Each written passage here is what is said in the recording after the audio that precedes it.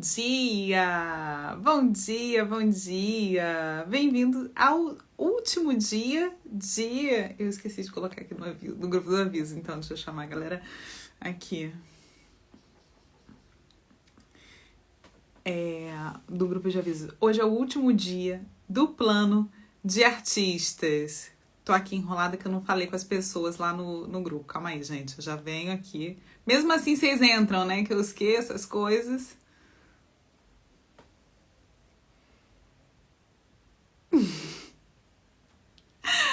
É, sexta-feira, é assim mesmo, sextou com Marcinha Thompson. Gente, eu preciso. A Marcinha já chegou. Eu preciso falar que vocês estão prestes a escutar a gargalhada mais gostosa que eu já escutei na minha vida. Deixa eu chamar a Marcinha aqui. Aqui. Só tem que. Então vamos lá. Essa semana a gente termina, né, essa série do plano de artistas. Óbvio que ela vai voltar. Até domingo fica aqui no. Sim! Tudo bem, tudo bem. Vou tentar não rir, então. Não! Acho que... Vou ficar bem séria, comportada. Não, essa risada não, merece ser ouvida. Você sabe que ela tá no lugar só por essa risada, gente. Deliciosa. Ai, que bom. Marcinha, eu queria muito te agradecer. Para quem não sabe, a Marcinha me conheceu muito mais nova, né? Há muito tempo, né? E para mim, foi uma das exposições, hoje em dia eu olho e penso assim, foi uma exposição muito especial ter feito, ainda mais por ter sido a volta da cor, né, no seu trabalho, que a gente vai falar um pouco mais para frente. Mas foi uma honra e é um prazer te ter aqui para falar, né, dessa sua trajetória incrível. E vamos começar você se apresentando. Muito obrigada. Obrigada, Adriana, mas obrigada você também por me chamar e por estar fazendo esse programa que é tão legal, que proporciona esse diálogo entre as pessoas. Então, obrigada também. Mas eu tenho que me apresentar, né? Então, Isso. deixa eu ver. Eu sou a Márcia Thompson, eu sou artista carioca e me mudei e moro em Londres há uns 25 anos. E eu e a Adriana nos conhecemos na Galeria Mercedes, Viegas. E é isso. É isso. Então, Marcinha, me conta um pouco. Você é formada em História, né? A sua formação acadêmica é em História, mas você fez a formação no Parque Lage paralelamente, né? E como é que era como é que você iniciou, né? Como é que você teve esse start? Como tudo começou? Qual era a sua expectativa? Então, eu acho que eu comecei cedo até no Parque Lage. Eu tinha, né, nessa época mesmo de fazer faculdade. E nessa época eu fiz História, fiz Sociologia na UF, aí larguei, aí fiz História, fiz 3 anos.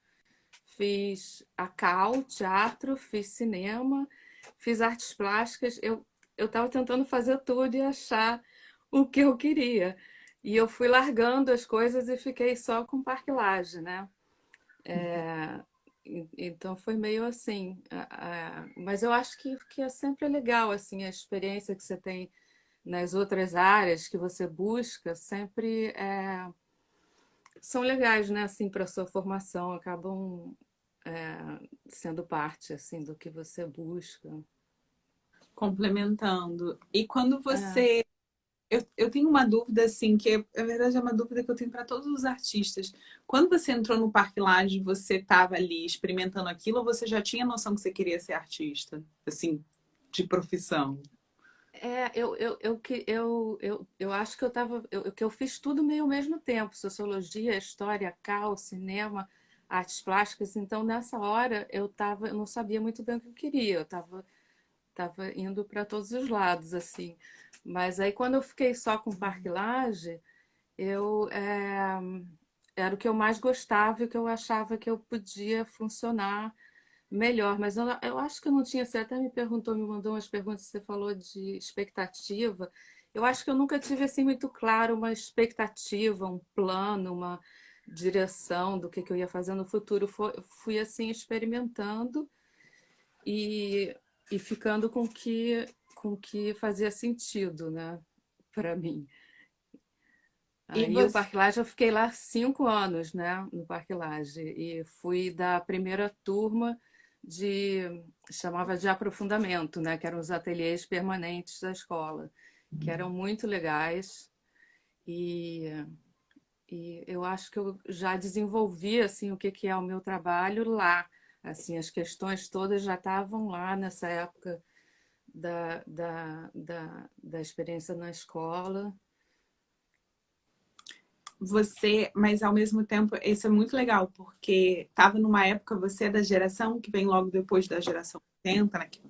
Que vem depois da exposição, como vai você, geração 80, e ao mesmo tempo estava tendo aquela coisa da exuberância da pintura, ao mesmo tempo tinha a Suzana, tinha o Ricardo Basbal, mas aí você vai para um outro caminho. Conta um pouco desse processo.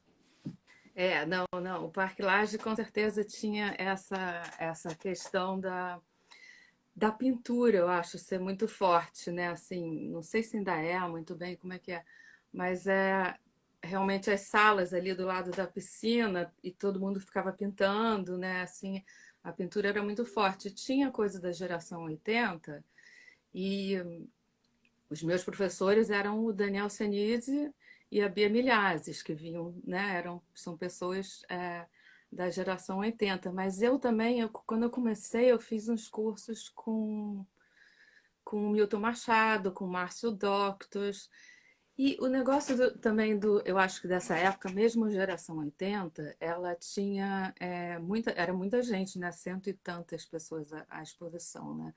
E tinha muita gente também que não era muito, não eram classificados completamente dentro dessa ideia que a gente tem da geração 80, da volta à pintura, da figuração, do colorido, assim, e tinha também muito próxima, já os anos 70, a pintura conceitual no Brasil, ou um pouco mais longe. Então, eu acho que essas outras influências também foram super importantes para mim, sabe? Eu, com certeza, eu senti um pouco a coisa da geração 80 e acho que para o meu caminho, a pintura ficou claro que eu me interessava em pintura, mas eu me lembro no Parque Lage, eu não sei que aula que foi, mas eu vi o livro da criação da Lígia Pape, que eu achei lindíssimo, um trabalho que eu acho lindo. E, e todas essas outras informações também eram super importantes assim, para eu definir o que eu gostava, né? Então, por exemplo, eu conheci no Parque Lage também a Brígida, nessa época, né? A Brígida, o Tunga, que de repente são pessoas que, né, tinha muita gente fazendo outras coisas. E eu acho que também assim eu tive uma influência que também foi bem legal, que da minha turma, essa primeira turma dos ateliês permanentes, tinha o Adriano Pedrosa, que a gente era super amigo nessa época. E ele ia muito para os Estados Unidos e trazia uns livros de arte, assim, de pintura americana, conceitual, política, feminista. Então, eu tinha essas outras influências, entendeu? Assim também, e eu sabia que eu gostava. Então, eu acho que assim essa escolha da pintura também passou por uma compreensão da pintura mais conceitual, sabe? Assim, como... Então, quando você pensa que o meu trabalho talvez não se relacione tanto com a geração 80, ainda sempre foi pintura, né? Assim, e vinha dessas influências que estavam todas ali nessa época. Sim, tem uma coisa engraçado, né? Realmente da tinta ser a carne, né? e você tira... Ah, quando é que você tirou? Quando é que você decidiu tirar, assim, sim, foi tudo ao mesmo tempo, mas quando é que você decidiu tirar o... da parede, né? E O trazer volume da pro... parede. Isso foi muito depois, foi muito depois. Ah, Eu acho que o meu processo é, eu acho que é bem coerente, assim, é uma coisa vai levando eu pensar em outra e tal, mas é devagar. Eu acho que eu faço poucos trabalhos, os trabalhos demoram muito a secar e ou a serem feitos, terminados e esse pensamento vai indo, mas é muito devagar. Eu só, apesar de que no Parque Lage eu já tinha essa ideia de que eu estava interessada na fisicalidade da tinta, na, na, na sensualidade do material, um material que é tradicional, conceitualmente é relacionado à pintura, à tradição da pintura, mas a sensualidade dele não ser líquido nem sólido. Então, isso eu tinha eu estava formando essa certeza, e até por isso que eu parei de trabalhar com a cor nessa época. Mas daí até usar volumes muito grandes e sair da parede e ir numa caixa foram anos, né? Assim, é, é um processo lento, assim, uma coisa de cada vez. você me lembrou duas coisas agora. Uma que você falou assim, ah, elas demoram a secar ou nunca secam, né? Ou Elas... nunca secam, é. E tem uma passagem, acho que é no livro do Gombrich, né? Que quando ele vai falar de arte moderna, ele fala assim, tinta a óleo demora a secar. Então, não tem por que apressar que ele está falando dos pintores, né, modernos. Então, tinta a óleo demora a secar. Não vai ser mais rápido do que isso. E ainda mais usando a quantidade que eu uso em alguns trabalhos, porque a tinta seca por oxigenação, né? A tinta óleo.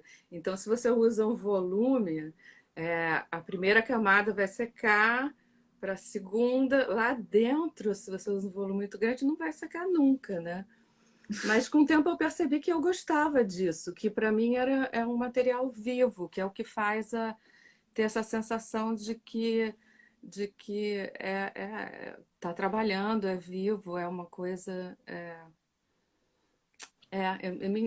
Eu experimentei com outros materiais assim na época, porque eu achei que era um problema demorar tanto a secar no começo. Então eu usei silicone, tinta acrílica e funcionava de alguma forma, mas não totalmente, assim, a minha fascinação é com exatamente a coisa dela parecer orgânica, né? De estar trabalhando, de estar mudando. Às vezes, né, muda a cor, demora. Tem a coisa da caixa de acrílico também, quando você bota dentro, a camada que toca na caixa não muda a cor, mas quando vai secando, vai mudando também, né, com o tempo. E isso é interessante. Sei lá, eu acho interessante. Não, eu acho que alguém já falou, e, nossa, meu trabalho mudou de cor. É. Tem os problemas, assim, também, porque você faz um trabalho, nem só o meu, todos, né? Assim, as pinturas, você tem que ter um certo cuidado, porque tem poeira, tem poluição que vai grudar e que vai. E o trabalho sendo o negócio, meu trabalho é muito econômico, né? Eu sempre também tive essa coisa de uma economia mesmo. Então, como tem muito poucos elementos, você repara mais, eu acho, assim, nessa mudança, nessa. É. E que eu ia te perguntar uma coisa, eu esqueci Eu completamente. também. Desculpa, eu pensei uma coisa assim, que teve uma coisa no Parque Lage que é engraçado, que foi super legal com essa coisa da tinta, de querer, de descobrir que eu queria fazer a tinta, muita tinta, queria usar muita tinta. E tinha uma pessoa incrível no Parque Lage que chamava Paulo Pigmento, que era um cara de Barbacena que vendia pigmento no Parque Lage. E ele era fantástico, ele ia para Minas e tirava os pigmentos naturais. E eu adorava ele. E ele vinha com aquelas saquinhos todos, com os pigmentos todos. E ele sabia muito fazer tinta. A têmpera com ovo, a tinta óleo. E eu aprendi com ele porque eu logo me vi, eu quero fazer muita tinta, eu quero trabalhar com tinta e é muito caro, né? E não quero um tubinho pequenininho, eu quero fazer um balde. E eu gostava da ideia também de poder fazer a minha própria tinta, de aprender essa técnica, essa tradição, como que era antigamente que as pessoas faziam, né? E o Paulo Pigmento me ensinou. Aí eu comecei a fazer ali do lado da piscina, no Parque Lage, baldes de tinta com a furadeira, uma hélice, e fazendo a tinta. E aí o meu pai, que conhecia alguém de uma indústria de pasta de dente, me arrumou vários tubos vazios e eu colocava a tinta toda nesses tubos, fechava para não secar. Então tinha aquele monte de tinta. Aí o Charles Watson passou e olhou assim e falou assim: vamos fazer um negócio. Watson and Thompson, o nome da tinta, porque tem a tinta famosa Winsor Newton. Então virou meio uma coisa assim engraçada que todo mundo passava e eu tava com aqueles tubos ali.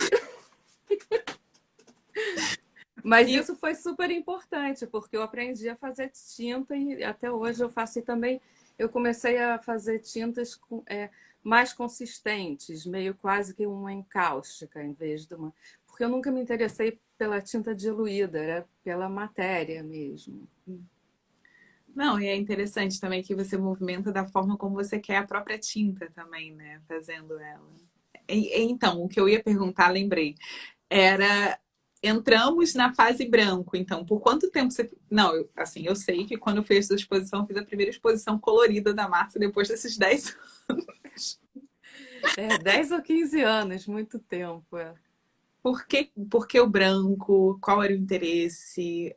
Como foi para você também? Porque eu sei que tiveram algumas vontades, talvez, de colorir e mesmo se manter, né, no branco para continuar a experiência, o processo. Como é que foi isso? Ah, então, aí quando eu comecei, eu acho assim, eu tava pintando lá no Parque Lage, aí eu realmente, assim, comecei, fiz um primeiro trabalho que tinha tela crua e uns pontos de tinta bem espessos azuis. Aí depois eu fiz um vermelho. E aí que eu fiquei realmente assim, eu pensei, aí é esse a pesquisa que eu quero fazer, com a tinta, a sensualidade, né? Mas aí começou a me incomodar um pouco quando as pessoas começavam a falar do vermelho, do azul, como um referencial de outra coisa. E eu não queria isso, eu achei que podia me desviar dessa ideia de trabalhar com a fisicalidade da tinta. Então eu pensei, foi uma decisão mesmo, assim, eu pensei, eu não vou usar cor, vou usar só branco. E aí, e aí eu fiz isso e foi incrível, assim, porque eu acho que quando você coloca um limite, ao mesmo tempo você abre mil possibilidades. E isso foi totalmente o que aconteceu, que eu pensei, só vou usar branco. Aí eu comecei a usar tecidos diferentes para esticar o chassi, e translúcidos ou transparentes. E aí a tinta também podia ser mais espessa, podia ser menor, podia ser mais pontos, podia ser direto do tubo. Eu praticamente não usava pincel, nunca usei assim, usava direto tubo com espátula. E, e aí podiam ser maiores, menores. E então eu fui abrindo um monte de possibilidades. É assim, meio como você pensar que na matemática, entre o número um e 2 tem todas as frações. Então, é infinito. Então, você coloca um limite. Eu pensava mesmo nisso na matemática. Porque você coloca um limite, aí você abre as possibilidades. Então, aí eu comecei a usar a tinta de dentro para fora do tecido. Se o tecido era uma renda ou uma trama, eu podia espremer ela de dentro e a tinta saía. E se o tecido era transparente, eu comecei a perceber que você via as sombras na parede. Então, esse espaçozinho entre a superfície do tecido e a parede, que é o mundo real, isso era muito interessante, esse espaço, porque Aí eu brincava com essa sombra. E quando você tinha o trabalho pendurado numa situação com uma iluminação, esses volumes que saíam muito da superfície faziam sombras laterais. Então eu comecei a trabalhar com a sombra lateral. E eu sempre gostei também um pouco de mostrar assim os erros. Então, do lado do chassi ficava um borrado do dedo que carregou, e eu achava isso, de repente, a parte mais importante do trabalho.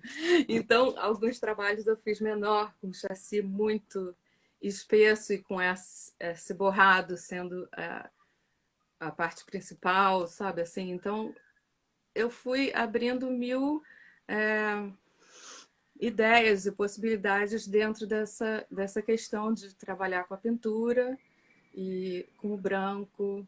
E, e aí foi fácil passarem 10, 15 anos fazendo isso.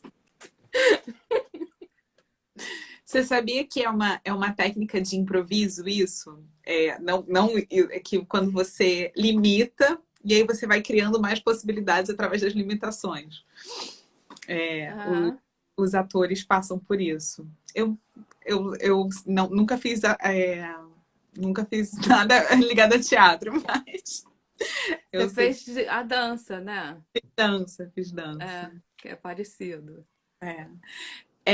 O que que eu ia te perguntar? Ah, tá aqui. É porque tem um monte de pergunta aqui já, mas eu vou só fechar as nossas perguntas aqui para abrir as perguntas aqui.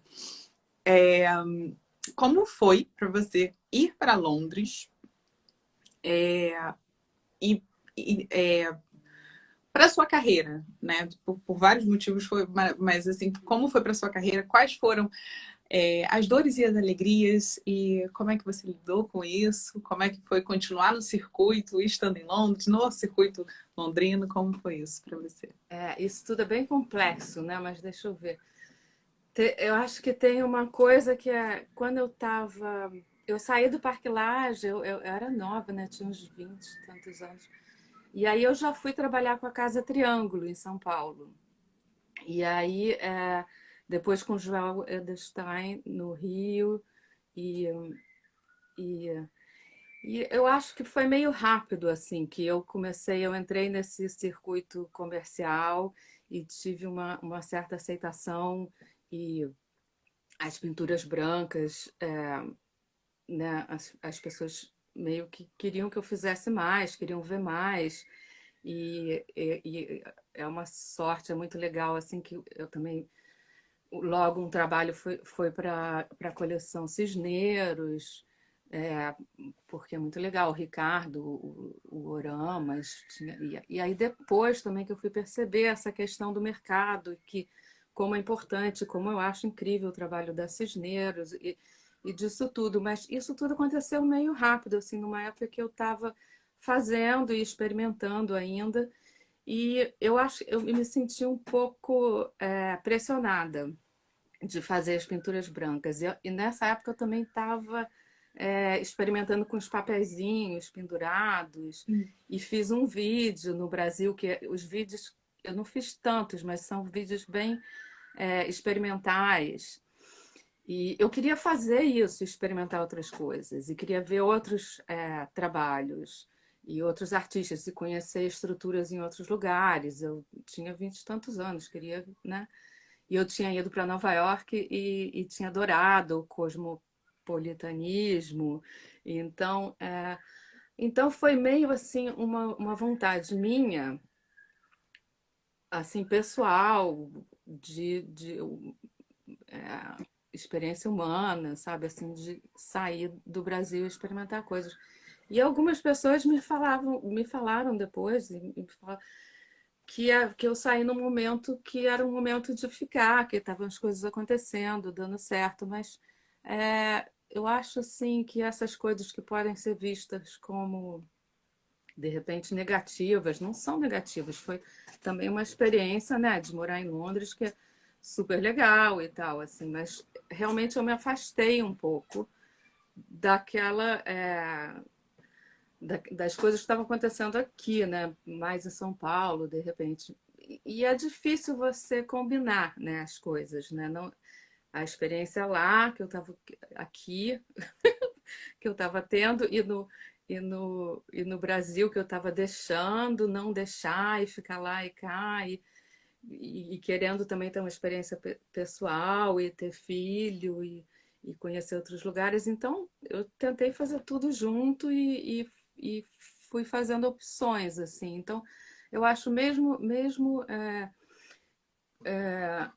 as opções assim de dizer não para não para esse circuito, para eu também eu entrei numa pós-graduação na Goldsmith.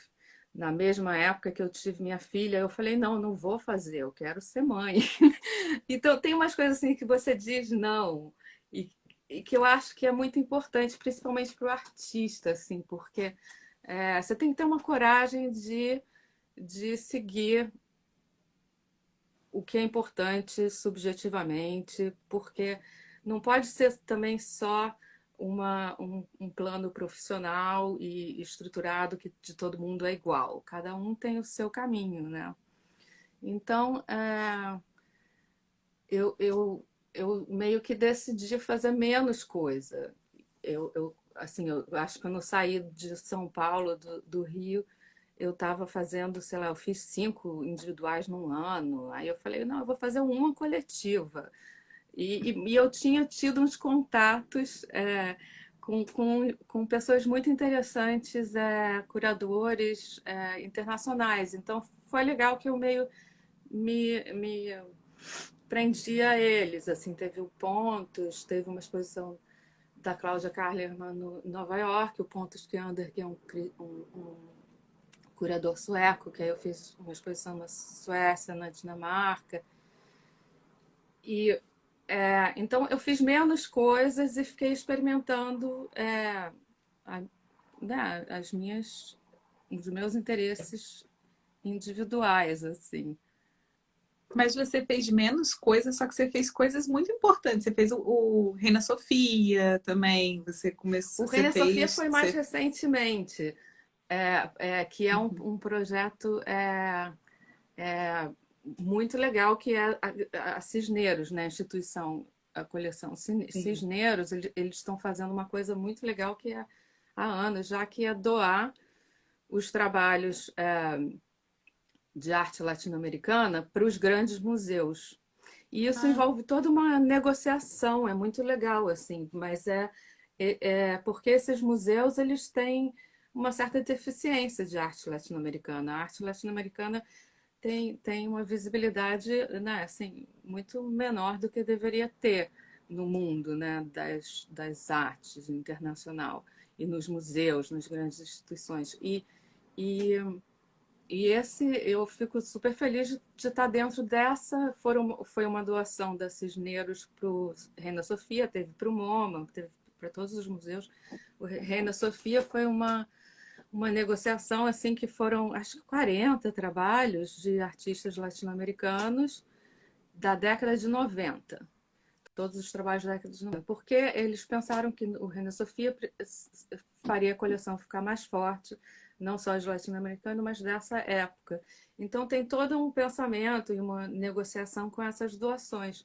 E isso é super, super legal e super importante, né? Assim, para o sistema da arte, assim. E isso é uma coisa também que eu penso e falo muito, até tenho um grupo de estudos aqui na Inglaterra sobre arte latino-americana, porque é incrível, não tinha essa noção muito antes no Brasil. Principalmente na Inglaterra, você ainda tem mais essa invisibilidade, eu acho, da arte latino-americana, porque nos Estados Unidos você tem muito mais influência do México, tem muito mais entrada, assim.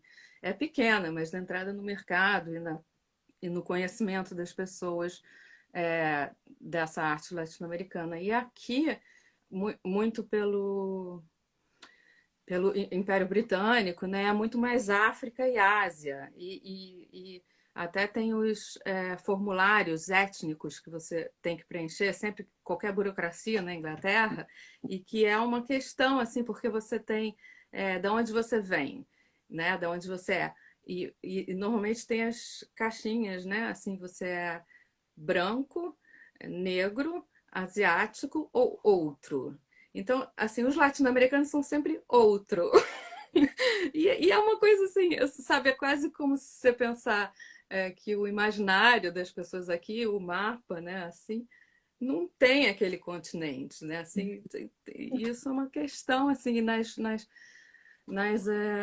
academias e tal também de arte se estuda tem tem tem acho muito pouco assim tem o Michael Asbury que é super legal que é um amigo que tem um departamento e sempre fez muito eu acho um trabalho incrível dessa propagação de conhecimento da arte latino-americana na academia, mas eu acho que é muito pouco. Assim, tem uma galeria, Cecília Bransons, que é de arte latino-americana em Londres.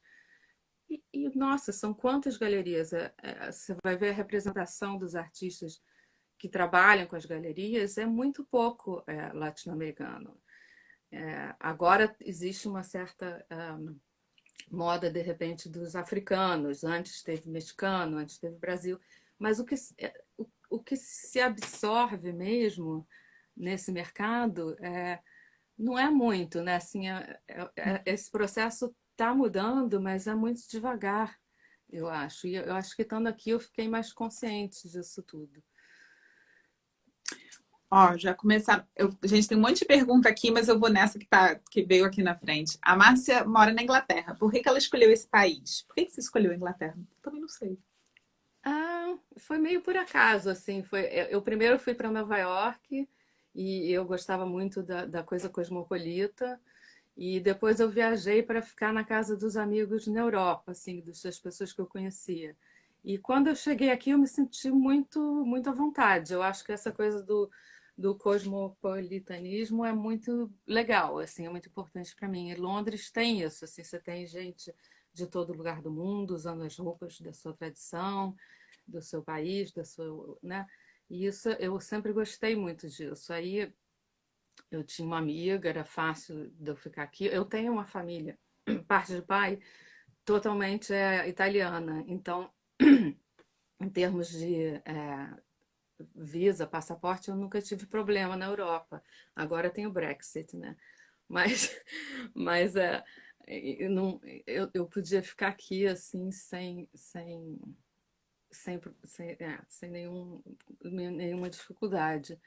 E E isso é uma coisa que eu sempre gostei, que também estou aqui há 25 anos, porque essa conexão que você tem com os imigrantes, para mim, isso é muito especial. Assim, eu sendo mãe, assim, eu conheci outras mães de lugares muito diferentes. Assim, a minha filha foi para um playgroup, que era a escolinha com 2, 3 anos, que os pais iam também, que era Rastafari. Aí os meus vizinhos eram muçulmanos algerianos. E foi a primeira vez que meu filho dormiu na casa deles, os filhos deles dormiram na minha casa. Então, você cria, é uma coisa muito interessante. A madrinha do meu filho é moçambicana. Você cria assim uma afetividade, laços muito íntimos com pessoas que vêm de lugares muito diferentes e que você cria essa identificação, acho que por estar num terceiro lugar, tentando se adaptar. Então você, principalmente você sendo um mãe, eu acho que você quer dar o melhor para os seus filhos. Então você fica tentando descobrir como funciona o sistema. Então você cria aqueles aliados, as outras mães que estão todas ali. E isso é muito legal, porque aqui você tem gente de todo lugar. Então, eu sempre gostei muito disso. Acho isso, assim, uma coisa incrível, uma experiência muito legal. Aí fui ficando mesmo.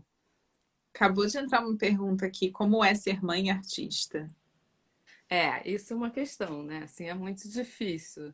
Eu acho, assim, eu não pensava muito nesses obstáculos, assim, né, nessa mudança. Eu acho que eu sempre fui muito meio rebelde mesmo, assim. Se tem um obstáculo aí que eu quero fazer aquilo. Mas, mas é uma coisa que é um absurdo, assim, na verdade, porque é muito difícil, tanto para a mulher como para para mãe artista. Assim, existe o mundo de arte, acho que é muito tradicional e é muito fácil de excluir, deixar as pessoas inconfortáveis e é, é, é uma coisa que realmente deveria mudar. Quando meus filhos eram pequenos, assim, eu ia com, eu acreditava no attachment theory, que é que você fica com a criança o tempo todo. Eu amamentei até 2 anos de idade, quanto eles quisessem, a hora que quisessem. E eu ia para as aberturas e para o jantar e amamentava, mas era vista como uma alien, né? Assim, e eu comecei a perceber que existe uma coisa que você vai puxando as mães para fora, né? Assim, que muito artista mãe não fala que é a mãe, que tenta organizar a vida, sabe? Tentando, é, sei lá, é muito difícil. Você devia ter um suporte, suporte mesmo, assim, em todos os sentidos e afetivo mesmo, sabe? Assim, das pessoas se sentirem à vontade, se aceitarem. E, na verdade, você ser mãe é uma coisa que te abre uma experiência tão incrível, humana, né, espiritual, tudo, que as pessoas deviam estar era interessadas no artista quando ela vira mãe, mas não é, né? Assim, isso é uma questão, realmente, uma pena. Tem um trabalho daquela artista que eu esqueci completamente o nome, mas uma artista americana que fala como ter sucesso na arte tendo um filho. Aí ela fala só se você for um homem. Ah, quem falou isso, eu acho que foi a Tracy Emin, não? Foi a Não, Tracy. não, a Tracy Emin falou uma coisa, ela falou uma coisa assim, que ela não teve filho Mas porque, ela não assim, fala. sim, existem artistas é, que têm sucesso e são pais, eles se chamam os homens. Sei lá, ela Isso. falou uma coisa assim, mas tem várias, sei lá, a Guerrilla Girls falou muito, fez muita coisa com essa coisa da maternidade, né? É, A Tracy Emin não tem filho, né? Eu achei que era uma artista com filho, mas pode ser, com pode ter sido filho. ela. Pode ter sido ela. É, Então aqui, calma aí. Vamos começar as perguntas, que tem um monte. Vamos lá. Eu vou tentar. Ah, eu não consigo aparecer para você, mas eu vou ler então. Como vamos ver. foi para você lidar com os prazos com os prazos e a não, calma aí. Como foi para você lidar com os prazos e a inspiração e fluidez da arte nem sempre correspondendo? É. Não sei, assim, por exemplo, com essa questão da maternidade, por exemplo, eu sempre gostei de trabalhar em casa e misturar meio as crianças e fazer coisas criativas para eles enquanto eu estava fazendo meu trabalho e em vez de ter um ateliê em outro lugar, ter uma babá, uma coisa assim, isso nunca funcionou para mim. Mas, assim, realmente às vezes também não conseguia conciliar. Eu me lembro que eu tive uma exposição que foi muito legal na Coreia, que foi essa curadora que é Jeon Lee, que ela é o máximo, assim, e ela totalmente entendia essa questão da maternidade, ela tinha filhos, e ela queria que eu fosse montar o trabalho e na abertura. E, eu pensei, e ela falou, porque eu tiro o leite, boto congelo, tananã, e aí quando tiver, vão ser só alguns dias, quando tiver você também tira o leite aqui, e aí continua produzindo para quando você voltar, e ela era muito legal, porque ela realmente entendia, tinha uma relação afetiva, mas quando chegou na hora eu falei, eu não vou, eu não consigo. E ela entendeu, sabe? Mas assim, eu acho que às vezes você não consegue, você tem que falar não mesmo. E por mais que assim, às vezes eu fico pensando, puxa, eu podia ter ido, né? Tão legal ir para a Coreia. E era uma exposição linda, exatamente ela gostava do meu trabalho de papelzinho e dos vídeos, era sobre narrativa, era maravilhoso, assim, eu super queria ter ido realmente, mas para mim, naquele momento, era mais importante ficar como bebê, amamentar e não ia. Então, sei lá, eu acho que isso que é aquela questão que você falou das coisas negativas, assim, as coisas negativas não são sempre negativas, né? Assim, você tem que pesar o que é importante para você em cada momento. Ó, estão perguntando assim, como ela lida com os artistas ingleses? Fez amigos artistas na Inglaterra? A Márcia faz amigo onde ela vai, gente. Então vocês não se preocupem. Ah, obrigada, Adriana. É, tem, né, artistas ingleses e de outros lugares também. Mas tem uma coisa assim que você estando fora, você conhece, você se atrai, né? Você acaba encontrando todos os brasileiros, né? Assim, eu acho. Teve uma época que eu não, que eu passei sem encontrar muito brasileiro, mas normalmente e ultimamente, nos últimos anos, eu tenho estado até assim bem focada em encontrar os artistas brasileiros e conversar, porque você sente falta e você tem uma relação afetiva e de identidade que é incrível. Então, quando as pessoas vêm para cá e são, né, têm uma experiência parecida e inclusive dos outros países da América Latina, tem muita identificação, né, assim também. Mas é ótimo você conhecer de outros lugares. E em Londres você conhece de vários outros lugares, não são só os ingleses, né? É legal assim ser iranianos e sei lá, de qualquer lugar, né, na verdade. O que menos tem em Londres é ingleses, né? Deixa eu ver aqui. Ai, mas os meus filhos nasceram aqui, eles são meio mais ingleses que brasileiros, então já tem muito. O meu parceiro é inglês, então teve uma época que eu estava vendo poucas pessoas brasileiras. Eu achei que eu estava falando mal o português, que eu estava perdendo algumas palavras, assim. Então eu fiz um curso de tradução, que foi ótimo. Que aí eu conheci vários brasileiros e portugueses e voltei com essa coisa da linguagem, da gramática. Dá um É quentinho, né? complexo, essa binacionalidade é uma coisa complexa. Ó, então, cadê? Ih, gente, até saiu a pergunta. Você teve uma fase figurativa ou sempre foi abstrata? Qual foi o seu caminho e influências? Quando eu comecei eu pintava umas cadeiras, umas coisas que são mais figurativas, mas isso era há muito tempo. Mas o trabalho que eu comecei a desenvolver desde do Parque Lage é difícil de chamar de figurativo, né? Mas também não sei, eu acho abstrato não é a palavra também, assim, porque o trabalho tem, assim, ele ocupa um espaço, né? Ele não está representando linhas e cores, ele é mais como um objeto, então também não seria, eu não chamaria de abstrato, também não. E suas influências? Influências. É, influências. Pois é, quando eu fui a Nova York, eu vi uma exposição na Yale da Eva Hesse. E eu acho que foi super importante, foi forte ter visto a exposição inteira dela na universidade que ela foi e tudo. E nessa época que eu vi os livros que o Adriano trazia, eu me lembro que eu gostava muito da Shari Levine. E aqui em Londres, atualmente, eu gosto muito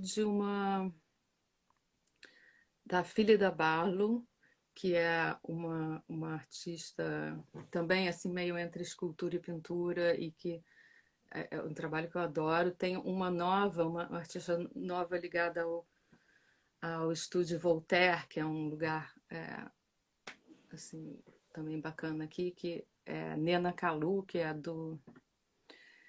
agora eu não sei de onde ela é exatamente. Mas sei lá, assim, é engraçado que eu estou falando só mulheres, né? E Faz bem normalmente isso. as pessoas falam só homens. Tem até uma pergunta sobre isso aqui, quer dizer, não exatamente sobre isso. É, artistas mulheres latino-americanas conseguem entrar no mercado de arte europeu sem problemas? Não, sem problema, mas não tem, tem muito problema. Ah, tem a Agnes Martin também, que eu adorava. Quando assim, eu comecei, eu lia, inclusive as coisas que ela escrevia. As coisas que ela escrevia eu gostava muito, assim, foram muito influenciadoras para mim, assim, muito importantes. O, a Agnes Martin. Mas não, as latino-americanas eu acho que é uma coisa que a gente tem que realmente pensar, porque é um espaço muito pequeno e para as mulheres também assim é uma que não sei assim é lógico que tem uma idealização de pensar que assim o trabalho o que importa é o trabalho ser bom, é a subjetividade, é o que ele diz, não importa se a mulher o homem, o branco, o preto, inclusive essa questão binária atrapalha muito em tudo, eu acho, assim, inclusive para latino-americano ainda mais, porque você é de que cor, né? Assim, é tanta influência na Latinoamérica que você colocar nessas duas, né? É sempre complicado, assim, e atrapalha muito. Mas é muito mais. Se você. Isso é uma idealização de que deveria ser assim, eu acho, mas na realidade é muito mais difícil. É muito mais difícil para a mulher, é muito mais difícil para a latino-americana. Como eu falei, na Inglaterra, eu acho que ainda é mais difícil do que nos Estados Unidos, porque pelo menos as pessoas têm mais é, consciência da América Latina, eu acho, nos Estados Unidos. Aqui, principalmente na Inglaterra, eu acho que a consciência é muito mais da África, da Ásia, e ainda é muito pequeno, assim, o espaço, assim, o conhecimento. Inclusive para a gente, né? Assim, as diferenças entre cada país na América Latina. Cada um é um, né? Assim, e a gente devia procurar estudar e saber mais desses artistas. E das mulheres, é uma coisa também que eu tenho pensado, porque assim, é uma coisa que eu vou na casa das pessoas, eu olho as estantes, os livros são quase todos escritos por homens. E a gente não se dá conta disso, até eu que estou falando, as minhas influências são muito mulheres, é, os meus livros, a minha estante, porque não são feitos livros de mulheres, simplesmente. Agora um pouco mais, mas isso eu acho que tá mudando, mas muito devagar. É. Então, é. E tem muito mais mulher no mundo do que homem, né? Então, isso é estranhíssimo. E tem uma situação de que também normalmente tem mais mulheres nas escolas de arte, muito mais. Aí também não, aqui com certeza, tipo 70% de mulheres. Aí depois nas galerias, É. 70% é o contrário, inverte. Então, não sei, tem a questão da maternidade, tem uma questão estrutural da sociedade, mas é injusto, eu acho. Assim, isso, por isso que eu acho que é legal a gente estar sempre pensando nisso, porque mesmo aqui a gente está falando nisso, qualquer possibilidade de falar, né, talvez de trazer outras pessoas junto, porque é, Mas eu vou te falar que, assim, essa semana, por exemplo, se você for ver, tiveram 3 homens e 2 mulheres. Assim, é, acaba que a gente não. Quer dizer, óbvio que eu conheço um monte de artista mulher, mas assim, não hum. sei, acaba que a gente faz um pouco inconsciente, ou não sei, pensa primeiro, eu nem sei. E tem uma pergunta, porque você falou que você lia muito a Agnes, você escreve também, né? Eu comecei, eu sempre tive uns bloquinhos que eu fazia coisas muito desorganizadas, mas eu escrevia muito. Mas recentemente eu participei de um seminário muito interessante com uma amiga espanhola aqui que me chamou, que era sobre, o seminário era sobre mulheres em fase de transição e era focado no mundo hispânico. Então, na América Latina, na Espanha também. E, então, eram de todas as áreas o que a transição poderia ser na vida em várias formas, assim, menopausa, a voz, transição de gênero, adoção, sei lá. Era um seminário que pensava a transição na vida das mulheres, escrito e pensado por mulheres hispânicas. E era muito interessante esse seminário. E, e a Maria José me chamou para participar, e até eu chamei a Clara Rocha para fazer uma exposição dentro da universidade, no seminário, que ela tinha já um interesse nas artistas brasileiras em Londres, e pensando nessa coisa da imigração. E ela também me chamou para escrever um capítulo no livro, porque depois do seminário foi publicado um livro. E foi uma experiência muito boa, assim, escrever, porque aí eu fiz um texto que não era um texto totalmente acadêmico, era bem íntimo da minha experiência, assim, como mulher e mãe, e, e essa invisibilidade, e isso relacionado com o trabalho e com a invisibilidade, as linhas no trabalho. Então, foi uma coisa que eu misturei, assim, uma questão política e íntima e de arte, e fiz esse capítulo, e foi muito legal. E agora também estou envolvida meio num outro projeto, então, não sei, gostaria até de desenvolver mais essa coisa de escrever. Não, porque você escreve bem, né? Se você pensar os bloquinhos, as notas, né? Também é um tipo de escrita, ou assim, de uma outra expressão, né? Mas é. Deixa eu ver aqui, calma aí. Então, nossa, meu Deus do céu. É, como Showa, você busca arrancar a pele da tela, ficando somente o vermelho encarnado, matérico? Como o quê? Como o Delson Uchoa. O Delson Uchoa falou que ele busca, que ele trabalha a tela, é completamente diferente, óbvio, mas ele trabalha os painéis como se fossem camadas da pele. E Sim. a pessoa perguntou, calma aí, deixa eu ler de novo a pergunta, porque agora eu me perdi. Como o show, você busca arrancar a pele da tela, ficando somente o vermelho encarnado e matérico. Não, isso tem. Eu estava tentando entender, mas isso tem tudo. Tem a ver, provavelmente diferente do o show e da ideia, mas a, eu acho que tem essa coisa que eu estava falando que não é abstração, é uma coisa, é uma matéria, continua sendo pintura, mas ocupa um espaço no mundo, é, e que alguém até escreveu, acho que foi a Luísa Duarte, que o trabalho se transforma em pele, ela falava assim, carne, porque a tinta vira carne, vira pele, né? Porque você tem esse embate físico, né, com a matéria. E, e essa coisa do vermelho também, a gente falou um pouco do branco, que eu passei 15 anos, aí depois eu voltei com esses vermelhos, né?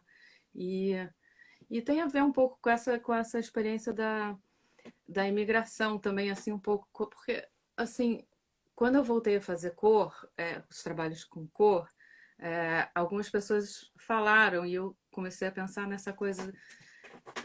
Eu já estava aqui, né? Então, será que é porque você sente falta do Brasil, que é um país estereotipicamente colorizado, né? Assim, que você relaciona com a cor, e por mais que isso seja um estereótipo,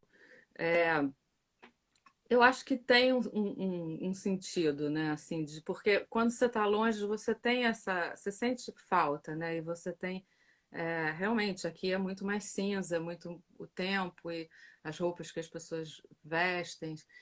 E eu acho que tem um pouco isso, assim. Mas tem também assim um processo que eu tive que passar por muitos anos, eu acho, tentando entender essa coisa da fisicalidade da tinta, mas era também de construir um discurso com uma gramática básica da pintura. Então, a gramática é a tinta, o espaço, essa relação. E quando eu consegui, eu acho, entender isso, eu pude trazer mais um elemento, que seria a cor. Então, eu trouxe esse elemento cor no momento que eu adorava, adoro cor, assim, mas que eu precisei ficar afastada durante esses anos todos. Bom, como transformar a arte das mulheres mais visível sem competir com os homens? Mais visível sem competir. Por que sem competir?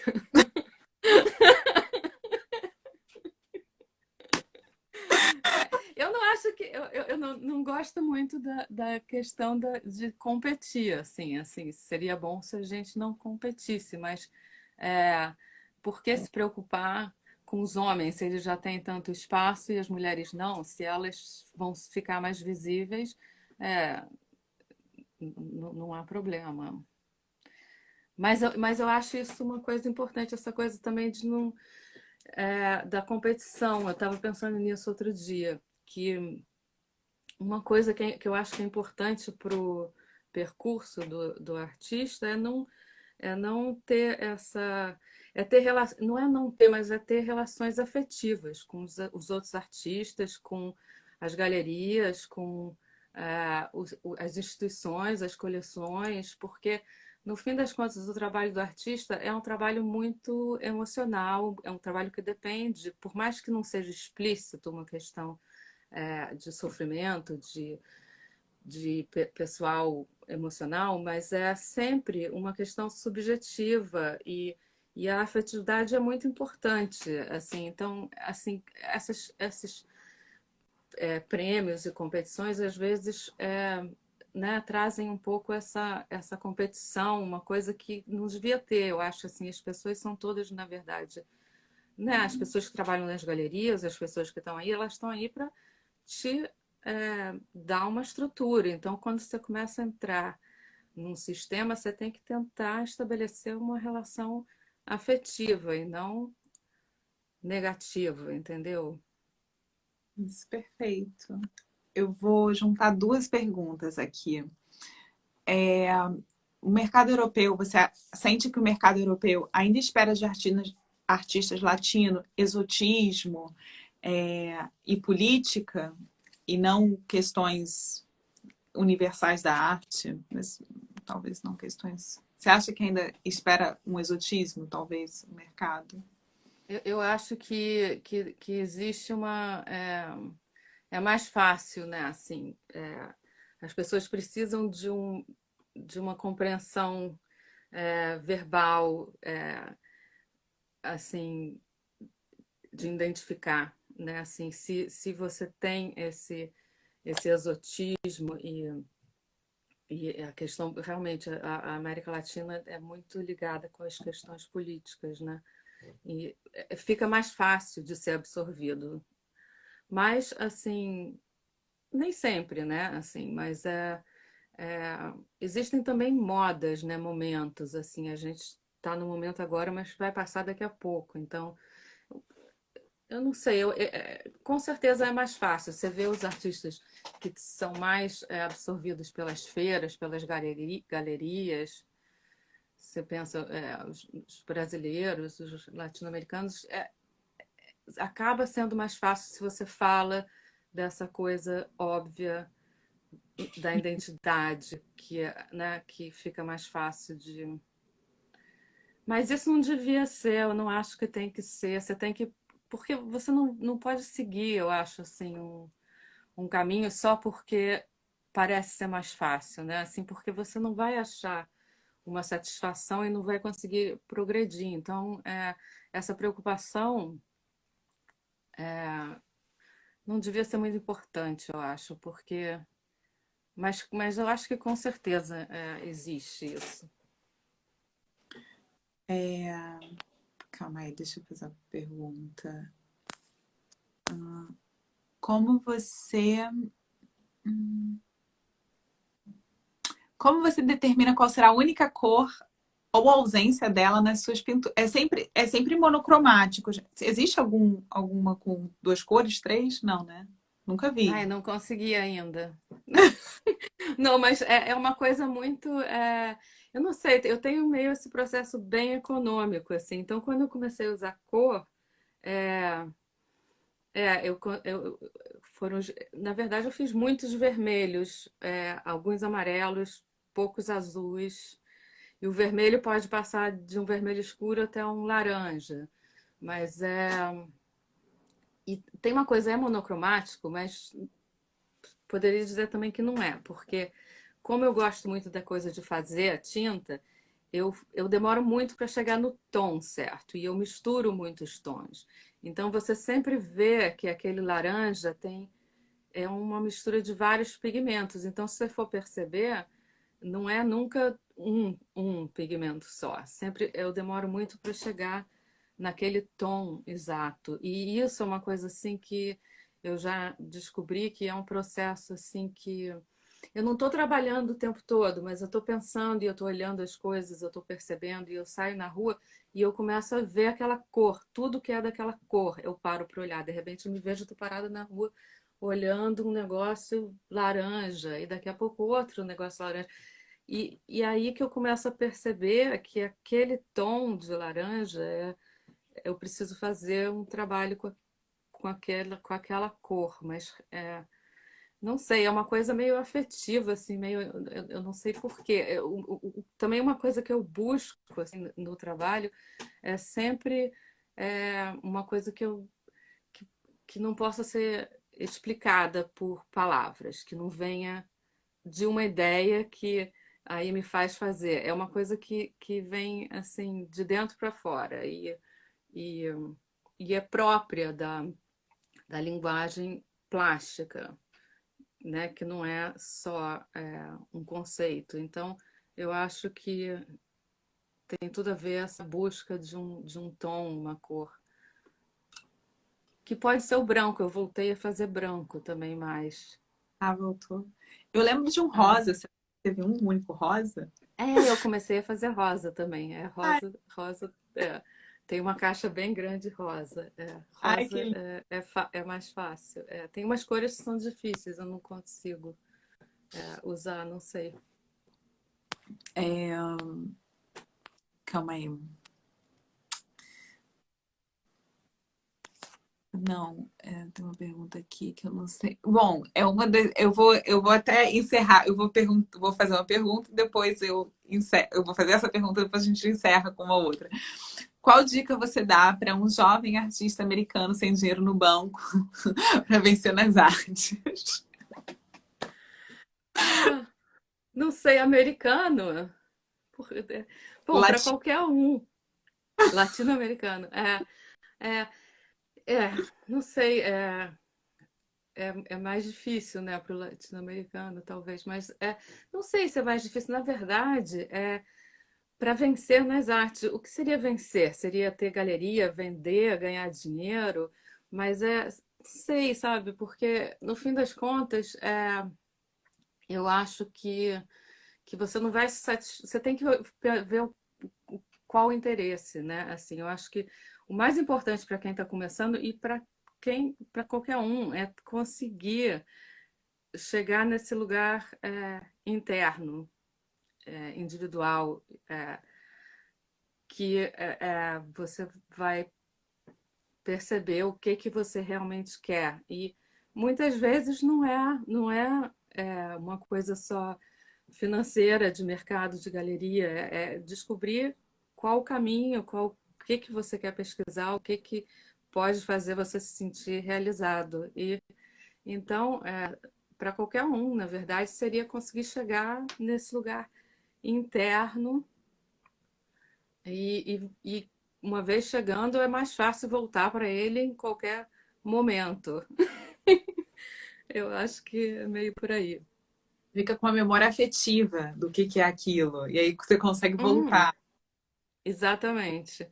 Que é um lugar que não é muito físico, nem também não existente. É, assim. Ele existe algum ali dentro. Ele existe. E, Marcinha, então, última pergunta, eu acho que é o que que você, não sei, o que que você acha que fez diferença no seu trabalho, e o que que você faria diferente? Não, faria diferente não, porque eu não acho que faria diferente. É, o que que você acha que fez diferença para a sua produção e quais foram seus maiores acertos a partir disso? Pronto. Eu acho que era isso que eu estava falando no começo, que você ter coragem de fazer coisas que de repente possam ser vistas como erros, per- como dizer não. Porque eu acho que isso, no fim das contas, são os acertos. Perfeito. Ó, estão perguntando, é marciathompson.com ou .br o seu... É .com, né? Ponto O... com, isso. Tem as obras da Márcia lá, tem as exposições também, não tem? Tem um CV, eu vou atualizar esse site um pouco melhor, mas tem tudo, tem tudo. Mas foi uma delícia te ter aqui, muito obrigada. Obrigada a você, Adriana. Eu não sei é que vai abrir, ou você vai vir para o Rio, mas a Márcia tá sempre por aqui também, gente. Eu não sei, agora ficou 2 anos sem vir, mas ela tá Não, sempre. com essa pandemia eu não fui ano passado. Eu tinha 2 passagens e cancelei as 2, mas eu acho que até o fim do ano com certeza eu vou. Aí a gente se vê. Foi ótimo. Muito obrigada. E ó, aí tá quente, né? Aqui tá frio e tá quente. Tá mais ou menos, mas é verão. Obrigada, mas beijo e obrigada. Obrigada, obrigada.